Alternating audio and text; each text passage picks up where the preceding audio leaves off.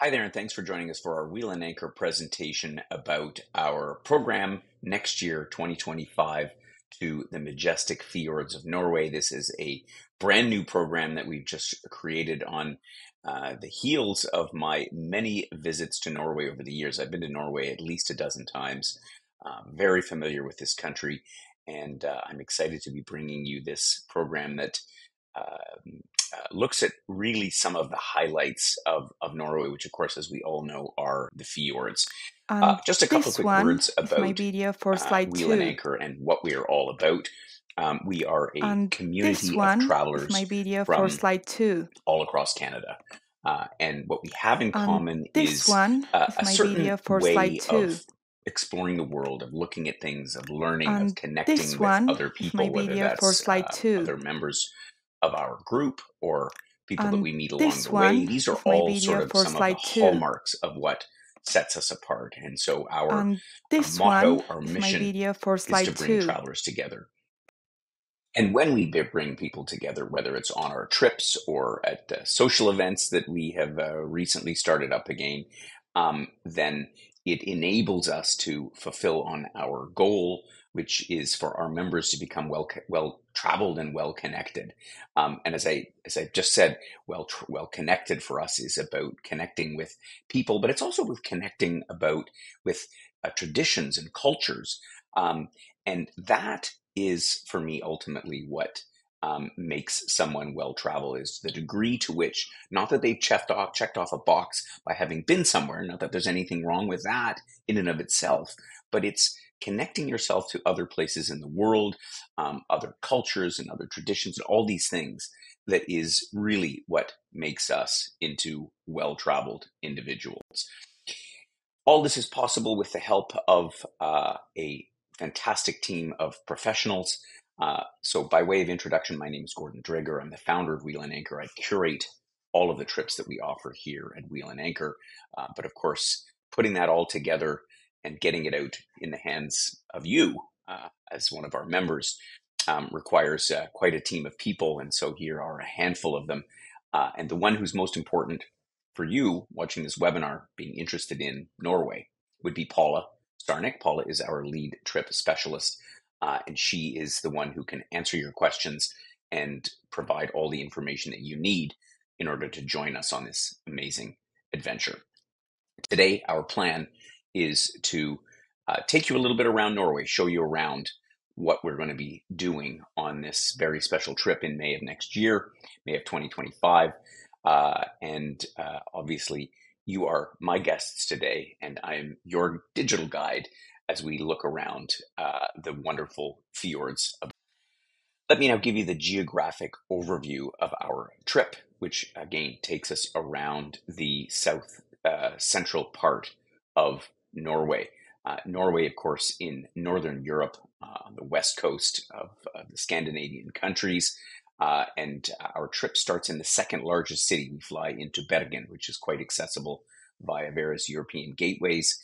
We're going to fly into there, spend a couple of nights getting settled in, relaxed, getting used to Norwegian culture. Then we're going to travel by train up to high up into the mountains and then down to a town at the edge of a beautiful fjord called Flom.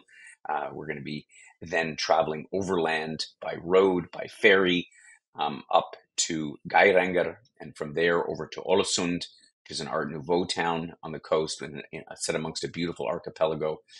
From there, we again venture out by road, by ferry, heading up to Molde, and then on to a lovely guest house in Hustadvika, and then we'll travel along the Atlantic Road and back inland a bit to Trondheim, which is the third largest city of Norway, a lovely, lovely spot. And then we'll once again have a wonderful train trip all the way down through the Andalsnes Valley, some amazing landscapes in the interior of Norway, ending up at Oslo, the capital, where we will spend the last couple of days of our trip exploring this amazing city.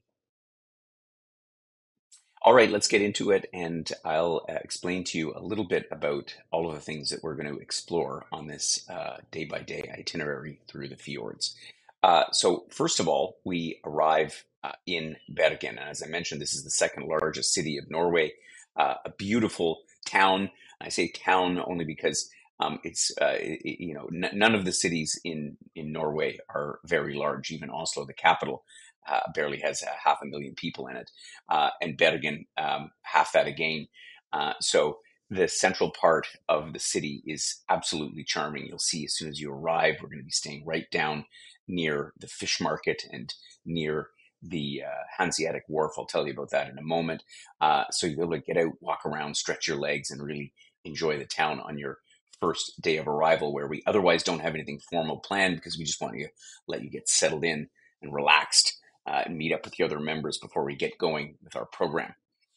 The next day, we're going to visit Bergen on foot.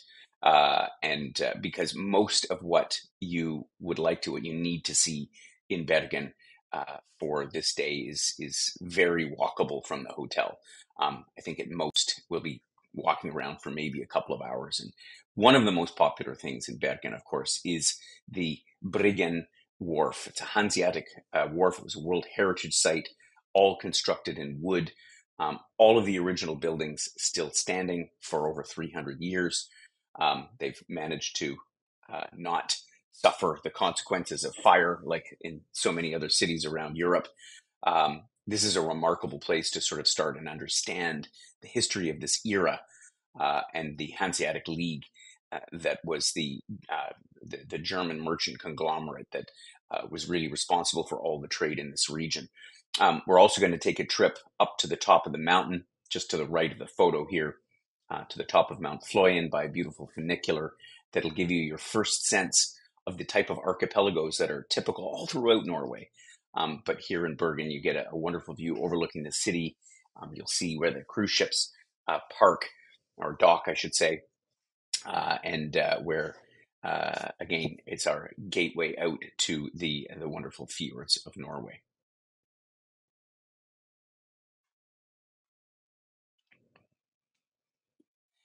So our trip will continue from Bergen by train and by a number of different modes of transport as we make our way around these amazing fjords of, again, south central Norway. And our first stop will be in Flam. In fact, we're going to take the Bergen Railway, which is the line that connects Oslo and Bergen high up into the mountains, to a place called Myrdal, and then embark on the Flam Railway, which is consistently listed as one of the most iconic and beautiful rail journeys in the world.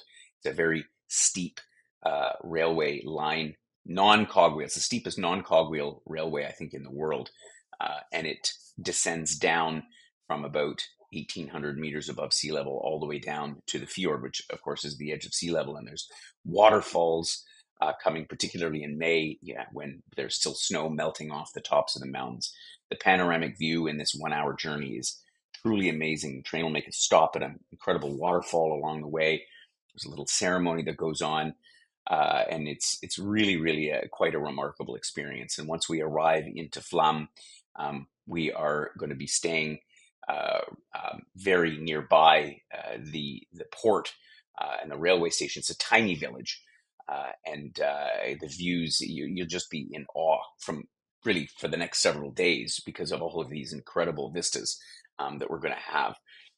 And once we get there, we're going to head up as well to a viewpoint that they built some years back, which sort of juts out. It's like, how do they call it when it sticks out of the side of the mountain? And from here, you see the whole length of the fjord, which is the end. It's one of the arms of the Sogne Fjord, which is, of course, one of the longest fjords in Europe, in fact, in the world, and is truly an amazing sight. We'll overnight here in Flam.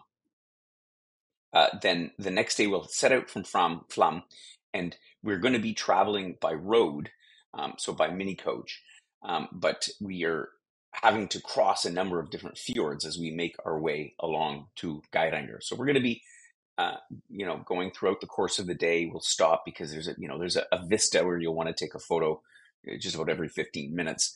and it's really remarkable. As I say, our coach will go right onto the ferry and then off the ferry, and we'll weave our way over the course of a few hours through the landscape, and we'll finally pull into the town of Geiranger, which is this fjord is arguably one of, if not the most photographed fjord in Norway. And there's so many beautiful ones. It's just that this is one of the ones where um, in the summer season, the cruise ships come in and descend upon this again tiny village. Luckily, we'll be there at a time of year where it's unlikely that there'll be many visitors other than ourselves, which makes the whole experience far more quaint. And so we'll spend a night in Geiranger, and then in the morning we'll have a nice surprise because we're going to be picked up by boat and travel the next leg to Ålesund over a few hours by boat. So that is going to be quite an exciting experience. And uh, Again, you'll see amazing vistas of not only the Geiranger Fjord, but we then get out and then travel into the next fjord and then around and up to Ålesund. It's definitely a few hours journey. We are in sheltered waters because, of course, we're deep inland in the fjords, so the water is typically not very rough. So for even those that suffer from a bit of motion sickness, it's quite a doable trip. And we did this in reverse last year, and people reported that they had an amazing experience. And then we'll arrive into Ålesund, where we're going to spend a couple of nights. I really enjoy this town, not only because of its location at sort of amongst this archipelago that you can see here from this. This is actually not an aerial photograph. This is actually taken from the so-called Axla viewpoint, which you can access by walking up. There's a few stairs, as you can imagine, to get up there, but it's quite a beautiful park that provides access into this park, and we overlook the city. And what you'll already realize when you arrive there is that many of the buildings in the old town, in this whole section that you can see down here, are of a similar style, Art Nouveau, because the whole city was burned in a terrible fire back in the early part of the 20th century. I think it was around 1904. Um, Correct me if my date isn't exactly correct. The city was burned to the ground, and when they rebuilt it, they decided to build as many buildings as possible in the Art Nouveau style, which makes it a very special place beyond just the situation of it amongst this incredible archipelago. From Ålesund, again, we head out by road, by ferry. The next town up the coast, the next larger town, is called Molde, and Molde is actually home to quite a large jazz festival, one of the biggest in Northern Europe. Unfortunately, not on at the time of the year that we're there. It happens in the middle of summer, but for being a fairly remote outpost. And when I say remote, I mean, you can see in this picture here that, some ships, not the big ones, but some of them do call in to Molde. And it too is a very charming, quaint Norwegian town. We'll spend a little bit of time here, probably have some lunch, and then we'll drive up to a viewpoint that lets us look actually back inland, so back towards the east. It gives us a great view. And then we drive to our accommodation, which is just outside of Molde itself. It's about 45 minutes away on the west coast again. Here, we kind of travel between mainland and island, and sometimes you don't know actually whether you're on a mainland or on the island, if it's connected. Norway is so well connected with infrastructure for a country of this population that it's remarkable. The places that you can get to with with really incredible ease. Out here, we're going to spend a night at a very special place called Hustadvika, which is in this region of Molde. As I say, it's about 45 minutes away from the town, but you can see by the photo why we've selected this place. This is just breathtaking, and I think very much worth a stop and a stay. After we leave the next day from Hustadvika, you'll probably not be in a hurry to leave because the vistas and the whole experience there is so amazing. But there's more to come, and we leave from Hustadvika and travel along the Atlantic Road. The caption here says Trondheim, but this is our destination for the day. But one of the highlights, which we'll do more or less first thing in the morning, is traversing this stretch of highway from Hustadsvika, which is behind this mountain range that you see in the photograph here, um, and along this so-called Atlantic Road, which is a whole series of bridges and tunnels and causeways that connect all these little islets and islands. And I remember the first time I went to Norway, and it's a long time ago. It's more than 25 years ago, 30 years ago, I think, in fact. Um, and I thought to myself, wow, all of this incredible infrastructure, there seems like there's hardly anybody here. Well, there isn't. There's relatively small settlements. But, this is a country that has managed to save up a whole bunch of money due to its oil reserves and has invested a lot of that in creating some of the most incredible infrastructure you'll find anywhere, even in countries which have a far greater population and you would think a far greater need. Um, but that's kind of what one of the many things that makes Norway very special in my mind. So the whole journey will be probably 4 or 5 hours, 5 hours between Hustadsvika and Trondheim, but the scenery along the way, and we'll make lots of stops in order for you to get a chance to witness what this amazing western part of the country is all about. And so we will arrive into Trondheim, which, as I think I mentioned before, is the third largest city in Norway. Still, again, a town relative to, what we consider cities. But it's a charming city because here, particularly along the inner harbor, where we're actually going to take a boat ride in order to explore the architecture that is so indicative of architecture throughout Norway and other parts of Scandinavia as well. But it's here that you see clearly, and this is such a beautiful photo because you get to see the classic roof line of the houses along the shore of the harbor here. The colors, these pastels, the reds, the yellows, these blues, that I for me are so attractive. And immediately when I see that color somewhere else, I immediately think of Norway. We'll also have some time to take in this rather incredible cathedral that they have here, the Nidaros Cathedral, which is the largest Gothic cathedral in Northern Europe, with its gargoyles. It's a very impending structure in the heart of the downtown. So after our 2 nights in Trondheim, we'll get ready to say goodbye, embark on our last longer journey of the trip as we head to the railway station and make our way to Oslo. The train line from Trondheim to Oslo is known as the Dovre line. The journey is going to take us about 6.5 hours in total. Obviously, it would be much quicker to fly, but there's so much incredible scenery as we've seen up to this point in the trip, and yet lots more as we pass through the interior on the Dovre line, passing through the Andalsnes Valley, the Gudbrandsdalen. Here they've got a whole herd of muskox that if we're lucky, you might be able to spot them from your seat. And endless amounts of amazing scenery. So it's a very relaxing. It's a great way to spend this last longer leg of our journey, making our way back to the capital of Oslo. We arrive into Oslo for our final 2 nights of the trip, and this, of course, is the capital of Norway, and a great place to really understand what makes the country tick.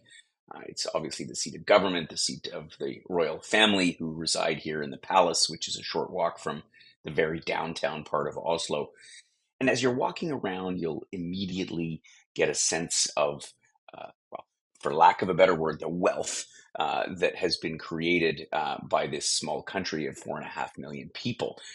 As you see here from the picture, the iconic opera house that was just completed a little over 10 years ago, and it was designed sort of inspired by an iceberg that sort of melts into the Oslo fjord. This and so many sites there are to take in.